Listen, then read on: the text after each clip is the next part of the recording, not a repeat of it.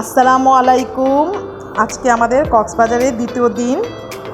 ঘুম থেকে উঠেই আমরা ফ্রেশ হয়ে নিলাম সব ভাই বোনেরা। তারপরে নাস্তা খেতে চলে আসলাম দোতলায়। আমাদের হোটেল যেখানে আমরা উঠেছি তার দোতলায় হচ্ছে আমাদের নাস্তা হোটেল, খাওয়ার হোটেল।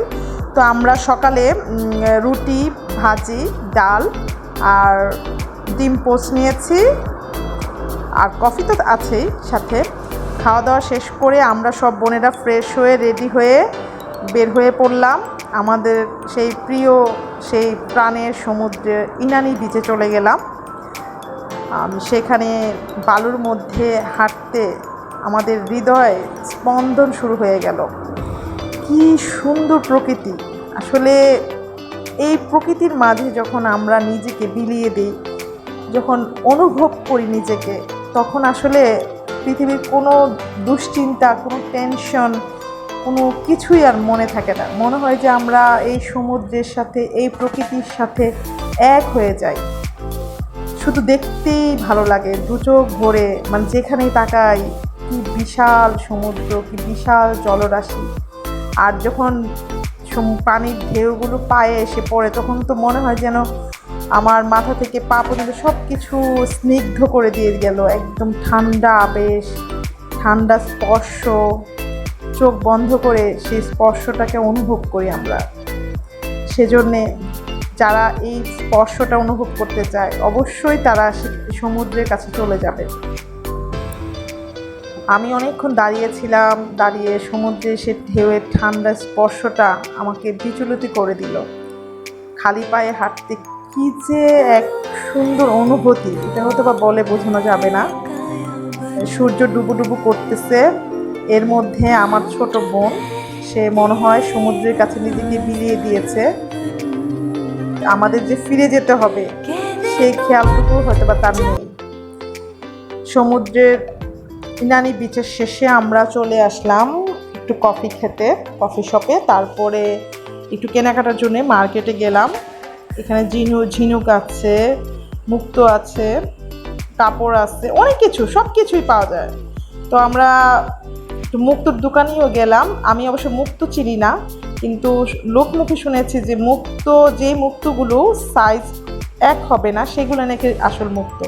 তো আমি এরকম দেখে কতগুলো, বিশেষ করে তো অনেক কিছু কেনা যায় না, যতটুকু পেরেছি কিনেছি। তারপর হাঁটতে হাঁটতে দেখলাম বাহারি পানের দোকান, সেখানে আমরা বোনেরা দাঁড়িয়ে গেলাম। তারপরে সেই পানওয়ালাকে বললাম যে আমাদেরকে একদম মশলা দিয়ে নতুন করে পান বানিয়ে দিতে। মুখ ভরে আজকে পান খাবো, পান খেয়ে ঠোঁট লাল করব।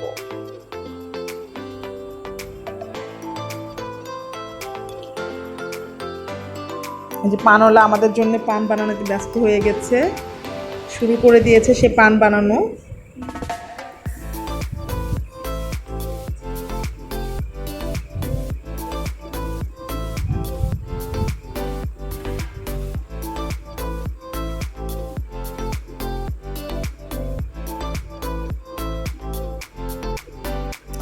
আমরা পান খেতে খেতে চলে গেলাম একদম বিচের কাছে।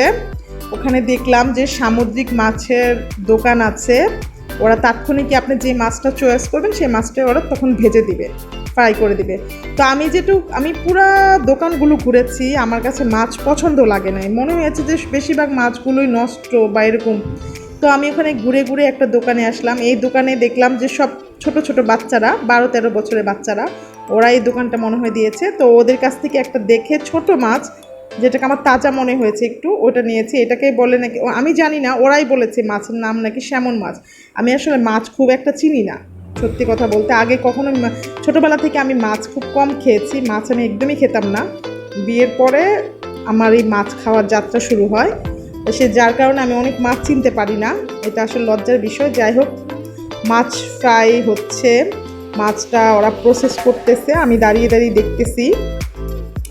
তবে এইখানে ছেলেগুলো এক্সপার্ট না, যা মনে হলো যে আমাদের প্রায় 20-25 মিনিট মতো ওয়েট করতে হয়েছে তার একটা ছোট মাছ কাটতে।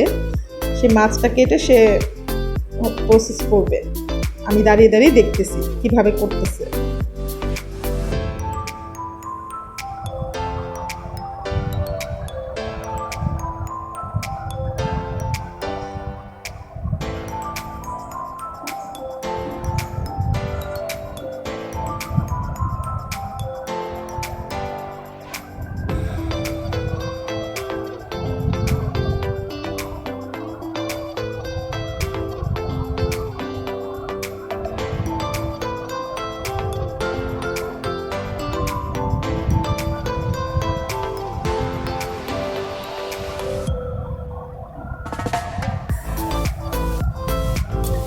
মাছের কাটতেছে, আমি সাথে সাথে ছেলেটার সাথেও কথা বলতেছি, তারা কিভাবে বিভিন্ন জিনিস জানতে চাচ্ছি তার কাছে। সে কাটার ফাঁকে ফাঁকে আমার সাথে কথা বলতেছে, আমার প্রশ্নগুলো জবাব দিচ্ছে।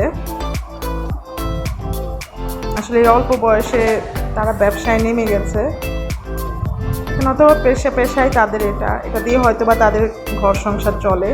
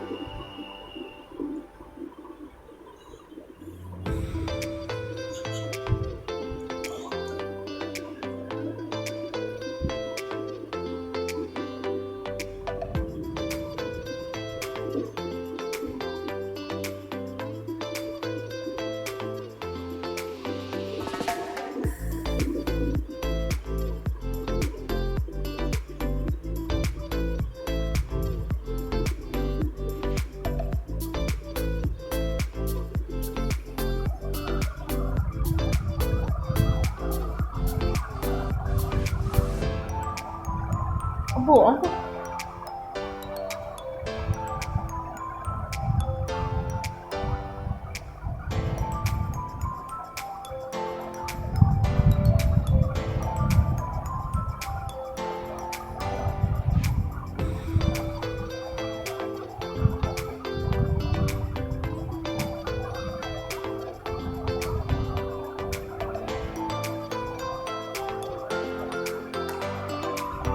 এখন তারা এটা পিস পিস করতেছে। ওরা বলেছিল আমাকে যে আস্ত ফ্রাই করবে কিনা, কিন্তু আমি বলেছি না, ছোট ছোট করে পিস, যেহেতু আমরা মানুষ বেশি তাই ছোট ছোট পিস করে দিতে বলছি, যাতে খেতেও মানে সুবিধা হয় এই কারণে। আর মাছটা ছোট ছোট পিস করলে ভাজাটাও সুন্দর হয়, সেজন্য আমি বলেছি যে মাছগুলো ছোট ছোট পিস করে দেওয়ার জন্য।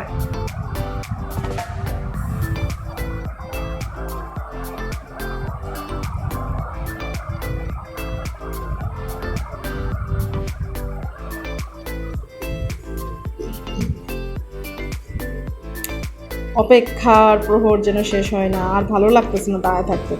দ্বীপ মানে আমার কথা হচ্ছে দিব ঝটপট করে দিয়ে চটপট করে আমাদের খাবার পরিবেশন করবে।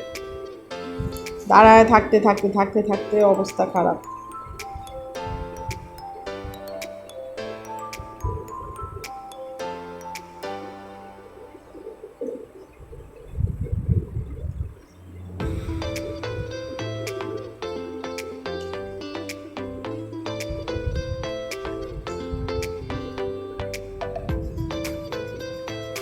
যাক, এখন কাটা শেষ, ওরা মাছগুলো ধুয়ে তারপরে ফ্রাই করবে।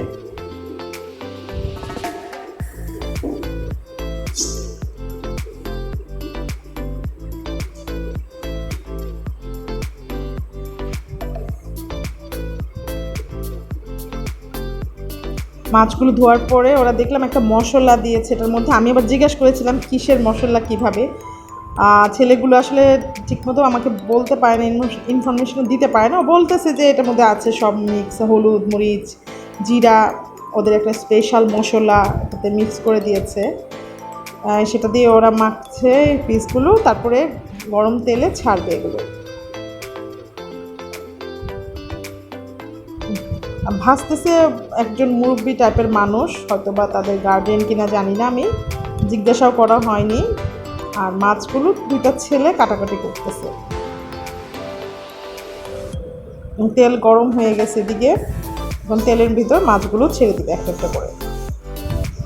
ফুটন্ত তেল, গরম গরম তেল।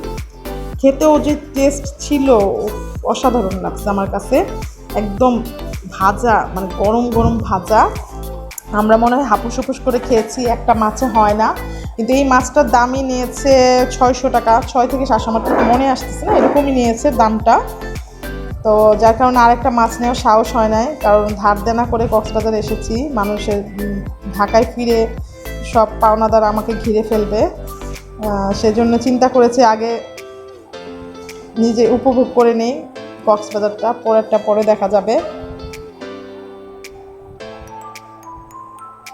আমি অধীর আগ্রহে আছি, জিভে জল এসে পড়তেছে কখন দিবে খাবার। এটাই রাতের খাবার, ফিশ ফ্রাই।